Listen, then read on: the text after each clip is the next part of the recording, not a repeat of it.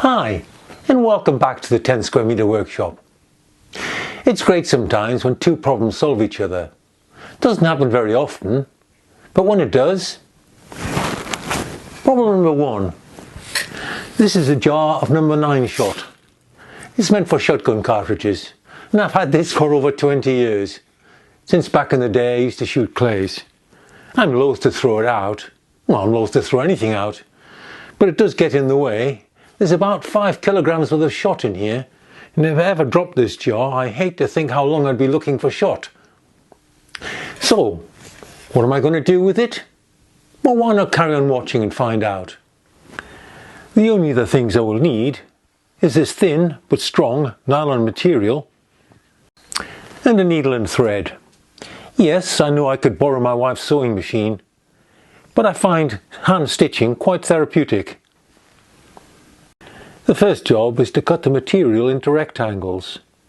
These will be random sizes.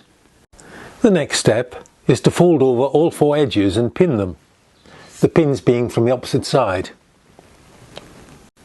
It's then folded in 2 and stitching can commence to join the 2 edges together. I'm using small overlocking stitches, about 2mm apart, 2mm in. And I go around the outside until there's about 20mm left. I now use a small funnel to get the shot inside. How full to fill it? Well, fairly full, but not so much that it can't form the shape of what it's resting on. It can then be fully stitched up. I've made 3 so far, and I've got enough shot for a couple more. It's hard to convey just how heavy these are. This one's about 1.5 kilos. Really quite hefty. So what are they for? Well, they're quite useful for holding small parts down while you mark them out. Especially flexible things, like sheets of veneer.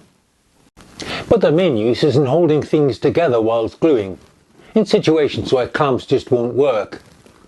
I can remember scrabbling around my workshop, looking for hammers, pliers, anything of weight to hold things together. They would have been particularly valuable when I was putting together this laser cut 3D clock. All those fiddly bits were hard to hold in place. Lots of other uses too. I wanted to hold this kettle stable while I worked on it. Shot back either side? No problem. I'm sure I'll find a lot more uses for these now I have them. And I strongly recommend you make some. You can get lead shot from fishing suppliers.